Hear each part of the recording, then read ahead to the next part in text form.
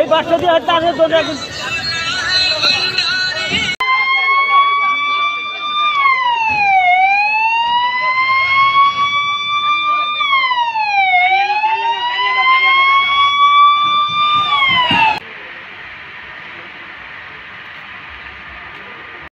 না এটা বোধ হয় এখানে ফলাফান কিছু কয়েকজন মিললে বলে শাটার কাটছিল তারপরে হঠাৎ করে মানে জলের ভিতরে ডুবে গেছে। তারপর আমরা এখানে ফায়ার সার্ভিসে কল করছে, আমরা সঙ্গে সঙ্গে গেছি।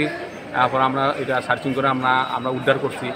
আন্য এখন ডাক্তারে বোধ হয় হসপিটালে আনছি, ধর্মনগর ডিস্ট্রিক্ট হসপিটালে। ডাক্তার আমরা স্যারে মনে হয় ডেট ডিক্লেয়ার দিয়ে লেছে।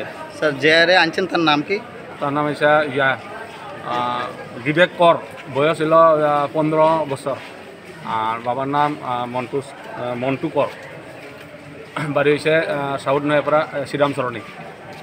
বিবেক কর 15 বছরের একটা ছেলে, বাবার নাম মন্টু কর। এই আজকে 2:16 নাগাদ ফায়ার সার্ভিস নিয়ে এসেছিল। তো আনার পরে আমরা দেখলাম মুখ দিয়ে ফ্রদিং হচ্ছে পেশেন্টের। আর আমরা পালস চেক করলাম, পালস নেই। তারপরে স্টেপো দিয়ে চেক করলাম, কার্ডিয়াক অ্যাক্টিভিটিসও কিছু নেই। আর পিউপিলও ডাইলেটেড ফিক্স।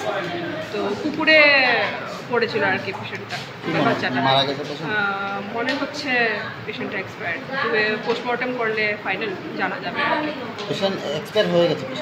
এমনিতে তো কার্ডিয়াক অ্যাক্টিভিটিস কিছু নেই, আর কি বলে পালস টালস কিছু পাওয়া যায়নি, ভাইটালস কিছু নেই, পিউপিলও ডাইলেটেড ফিক্সড।